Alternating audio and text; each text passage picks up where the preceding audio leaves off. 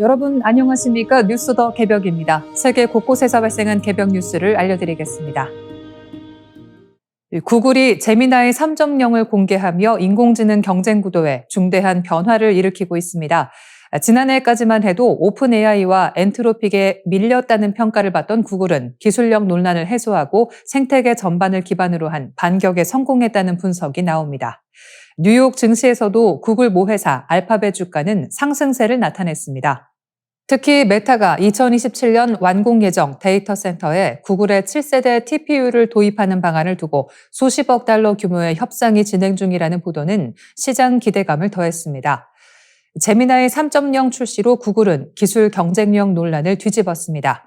다국어 추론 성능 개선, 이미지 생성 기능 나노바나나 프로의 안정성, 스케치 기반 고정밀 이미지 생성 등 주요 벤치마크에서 경쟁 모델을 능가했습니다. 오픈 AI 내부에서도 이제 우리가 구글을 쫓아가는 입장이라는 평가가 나왔다고 전해집니다. 구글이 주목받는 더 큰 이유는 방대한 인공지능 생태계를 모두 직접 보유하고 있다는 점입니다. 데이터, 클라우드 인프라, 유튜브, 검색, 안드로이드 같은 플랫폼을 갖춘 구글은 R&D 투자 성과를 곧바로 수익화 구조로 연결할 수 있습니다. 검색 서비스에는 출시 첫날부터 제미나이 3.0이 탑재됐고 인공지능 답변 최상단에 관련 광고를 자연스럽게 배치하는 방식으로 검색 광고 수익 감소 우려도 해소했습니다. 이번 세대의 TPU는 구글이 엔비디아 종속에서 벗어나려는 전략의 핵심입니다. 구글은 브로드컴에 이어 미디어텍과도 협력해 차세대 TPU를 공동 개발하고 원가 절감과 공급망 다변화를 동시에 노립니다. 이미 엔트로픽과는 최대 100만 개 규모의 TPU 공급 계약을 체결했습니다. 메타까지 도입을 검토하면서 엔비디아 중심의 AI 칩 시장에 균열이 생길 것이란 전망도 나옵니다. 다만 단기간에 판도가 뒤집히기는 어렵다는 분석도 있습니다. AI 생태계 상당수가 엔비디아의 쿠다에 맞춰 설계돼 있어 전환 비용이 높고 TPU가 GPU를 완전히 대체할 수준의 전력 효율성과 성능을 입증해야 한다는 과제가 남아있기 때문입니다. 그럼에도 구글이 하드웨어, 소프트웨어, 클라우드를 모두 갖춘 AI 풀스택 기업으로 자리매김했다는 점에서 시장의 평가는 우호적으로 변하고 있습니다. 영국 국방부가 중국산 전기차 내부에 도청주의 경고 스티커를 부착하도록 조치했습니다. 세계적으로 중국 전기차의 점유율이 급증하는 가운데 전기차가 국가 안보의 새로운 취약 지점이 될 수 있다는 우려가 현실적인 문제로 떠오르고 있습니다. 영국 포스뉴스와 텔레그래프 보도에 따르면 국방부는 관용차로 운용 중인 중국 상하이 자동차 계열 MG 전기차 대시보드에 두 종류의 경고 문구를 부착했습니다. 하나는 국방부 기기를 이 차량에 연결하지 마시오. 다른 하나는 차량 내에서 공적인 대화를 피하시오라는 내용입니다. 이는 차량 내부 장치가 민감한 정보를 수집하거나 외부로 송출할 수 있다는 가능성을 차단하기 위한 조치입니다. 국방부는 해당 차량이 군 기지 인근에 주차되는 것조차 제한한 것으로 알려졌습니다. 군 시설 주변에서 차량의 통신 모듈이 데이터나 음성을 수집할 가능성을 차단하기 위한 조치입니다. 영국 정부는 탄소 중립 목표 달성을 위해 최근 관용차를 전기차로 빠르게 전환했는데 예산 문제로 저렴한 중국산 전기차가 대거 도입된 상황입니다. 하지만 도입 직후부터 보안 문제가 지속적으로 제기돼 왔습니다. 영국 국방과기술연구소는 지난 4월 전기차의 IoT 모듈이 해킹과 정보 유출의 통로가 될 수 있다고 분석했습니다. 스마트폰을 차량에 연결할 때 연락처, 메시지, 위치 정보가 차량 컴퓨터로 전송되고 이 정보가 다시 차량 내부 통신 모듈을 거쳐 해외 서버로 전달될 가능성이 지적됐습니다. 차량 내장 마이크가 사실상 움직이는 도청 장치가 될 위험도 배제할 수 없다는 설명입니다.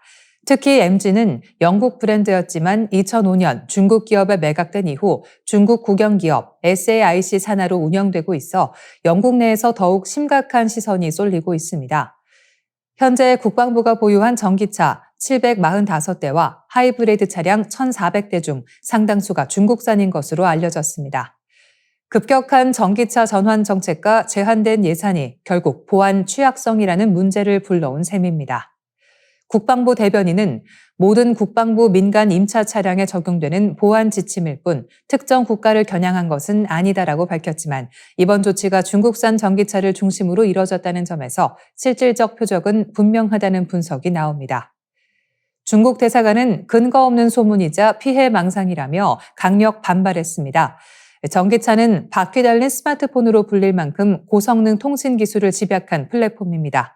이제 자동차는 단순한 이동수단을 넘어 국가 안보를 위협할 수 있는 정보 수집 장치로 인식되고 있습니다. 영국의 이번 조치는 기술 경쟁과 안보 우려가 결합된 새로운 시대의 단면을 보여주고 있습니다. 스웨덴에서 야생 까마귀를 활용한 담배꽁초 수거 프로젝트가 실험 단계임에도 눈에 띄는 성과를 내며 다시 한번 국제적 관심을 받고 있습니다. 매년 전 세계에서 4조 5천억 개나 버려지는 담배꽁초는 환경오염의 대표적 골칫거리인데요. 스웨덴은 이 문제를 자연의 지능으로 해결하려는 실험을 이어가고 있습니다.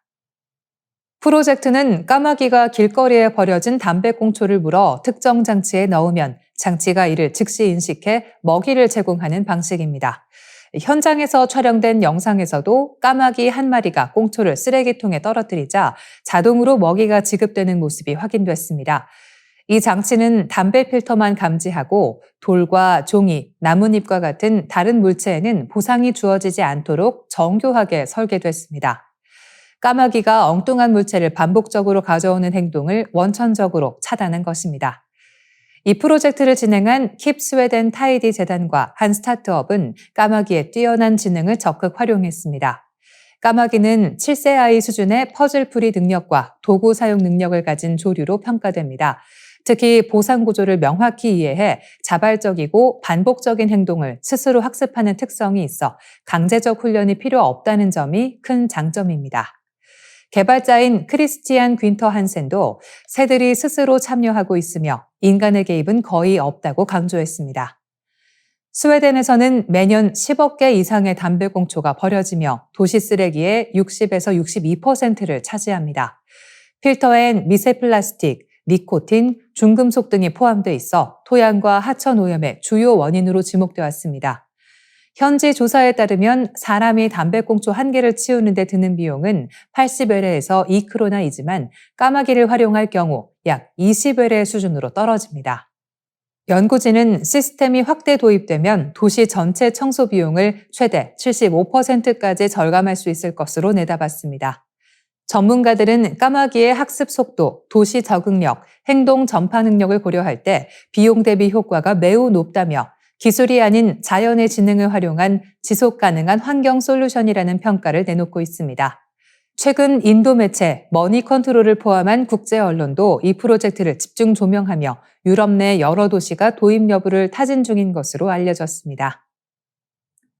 피터 월터 박사가 개발 중인 ISRIB가 전 세계 과학계와 실리콘밸리를 뒤흔들고 있습니다. 뇌세포의 노화와 손상을 되돌릴 수 있다는 연구 결과가 속속 나오면서 인류가 꿈꿔온 노화 치료제의 실체에 한 걸음 다가섰다는 평가가 이어집니다. 월터 박사는 지난 8월 인천에서 열린 한국뇌신경과학회 강연에서 한 장면을 공개했습니다. 약물 투여 이틀 만에 뇌 손상을 입은 실험쥐의 행동이 정상쥐와 거의 구분되지 않을 정도로 회복됐다는 것입니다. ISRIB를 단 한 번 주입했을 뿐인데 기억력과 학습 능력이 폭발적으로 되살아나는 모습이 포착됐습니다. 이 약물은 세포가 스트레스를 받으면 자동으로 켜지는 비상 브레이크를 해제하는 역할을 합니다. 노화나 손상이 누적되면 세포는 활동을 멈추며 기능을 떨어뜨리는데 ISRIB가 이를 다시 정상 상태로 되돌리는 원리입니다. 특히 뇌세포에서 효과가 두드러져 노화로 느려진 학습 능력과 기억력을 되살리는 현상이 반복적으로 관찰됐습니다. 2017년엔 더 극적인 결과도 나왔습니다. 나이든 실험쥐에게 ISRIB를 주입하자 원래 1분은 걸려야 탈출하던 수중미로를 단 16초 만에 해결했습니다. 뇌가 마치 젊어진 듯 반응 속도와 공간 인지력이 되살아난 것입니다. 과학계는 이 실험을 두고 세포 노화 연구의 판을 바꿀 발견이라고 평가했습니다. 이 소식은 실리콘밸리를 즉각 움직였습니다. 일부는 ISRIB와 유사한 화합물을 온라인에서 구매해 복용하기까지 했고 글로벌 테크 기업들은 정식 연구에 뛰어들었습니다.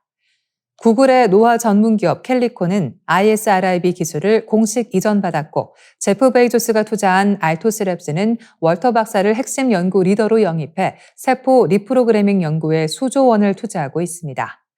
두 회사가 투입한 금액은 합쳐 7조 원에 이릅니다. 국내 전문가들도 이 움직임을 노화 치료의 분기점으로 바라보고 있습니다. 노화를 더 이상 피할 수 없는 자연현상이 아니라 치료 가능한 질병으로 보는 관점이 힘을 얻고 있으며 실제로 임상용 후보 물질이 조용히 개발 단계에 진입해 있다는 관측이 나옵니다. ISRIB의 원리를 일상에 적용할 수 있다는 점도 주목됩니다. 세포는 스트레스가 누적될수록 비상 브레이크가 쉽게 걸리기 때문에 규칙적 수면, 적정한 단식, 운동 같은 생활 습관이 이 스트레스 반응을 낮춰 세포 기능 회복을 돕는다는 연구가 이어지고 있습니다. 결국 중요한 건 세포의 회복력을 잃지 않는 것이라는 메시지입니다.